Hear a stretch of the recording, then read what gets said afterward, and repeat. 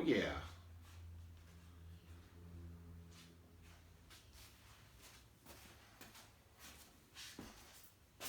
Welcome back to the Doing Dojo for the Monday edition of What's My WOD?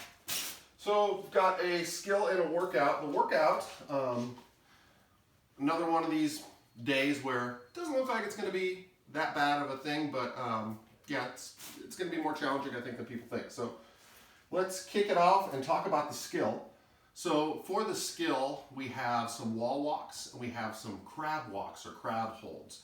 So, for the wall walks, you're going to do a wall walk. We've demonstrated these in past videos, but you're going to start in a push-up position. You're going to walk your feet up the wall. I think if I try to do a wall walk right now against the garage door, I might break it. Maybe I won't, but probably will. So in order to not break my house, I'm not going to demo that one. But again, for quality of movement, this isn't something, I don't want you just to move your hands real quick and then move them back down. You should be focusing on maintaining that tight hollow body that we talk about all the time. So abs should be engaged.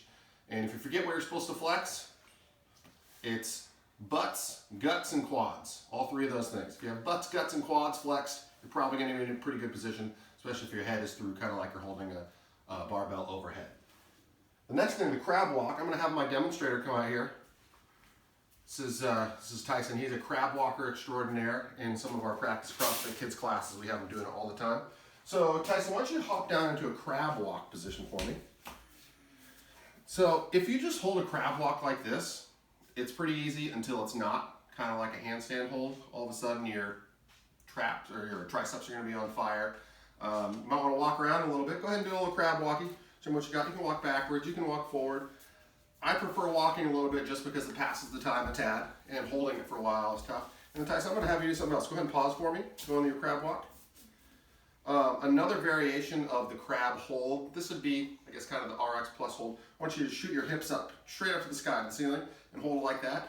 Feel a little stretch in your shoulders while you're doing that? Yeah. Yep, so it also makes your core have to work a little bit harder, so that would be kind of the RX plus version of the crab hold if you don't feel like walking.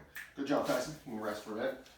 So on that, we're doing 3 rounds, and again, when we're doing quality and movement stuff, don't worry so much about, like, if you can only make it for 30 seconds, drop for 30 seconds, shake it out, and then finish your other 30 seconds to get the full minute in.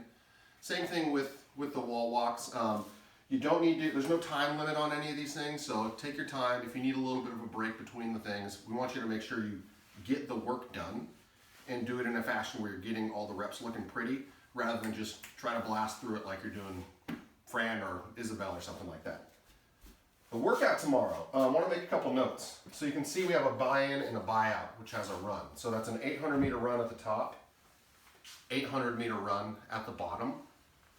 I'm going to put a link in there. I believe it's called, is it Map My Run? Whatever it's called, I'm going to put a link in the email that you should have received. And on that link, you can pick your house and you can map out a little course. So one option is to map 800 meters out, run 800 meters, do all the work in the middle, and then finish your 800-meter run. The other way is to, if you want to do the push-ups and air squats in your garage, you can map it 400 meters out, run 400 meters back, do the stuff in the middle, and then do your 400 out and back again. The last option, of course, would be if you have a track or anything that's nearby you, go hit that up because you can definitely get an exact 800-meter route. Some of you guys have little GPS trackers and things like that on your Fitbits. Use them if you got them, or if you have a tracker on your phone. Those are fantastic, but a little Map My Run thing is going to be helpful for some of you guys who don't want to download, yet another app for your phone. So the 2 movements we have today, other than the run at the top and the bottom, we have squats and push-ups. So air squats, squat below, hip crease below the knee, stand up, hips open, knees locked out. So you guys know my pet peeve, I'm going to say it again, when people are doing squats like this, have to open up those hips and stand up tall at the top of your squat in order to make it count as an RX rep.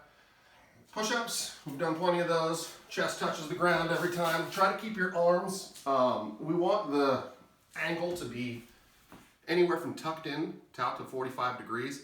Any wider than that, if you're people who do push-ups like that, it's not going to kill you, but it's not focusing on the muscles we want it to. It's not going to help your overhead press.